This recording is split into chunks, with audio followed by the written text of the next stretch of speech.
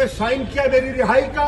2:35 पे उसी वक्त इन्होंने मेरे गिरफ्तारी के 3 एनपीओ के तहत इन्होंने मेरे गिरफ्तारी के ऑर्डर इशू कर दिए और फिर मुझे इन्होंने गिरफ्तार करके नजरबंद कर दिया।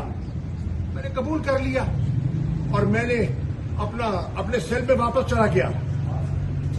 आज मुझे इन्होंने काफी हो गया। नहीं सर, आप नहीं कर सकते। I am sorry.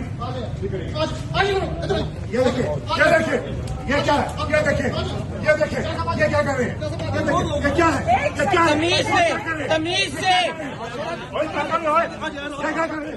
ये देखिए,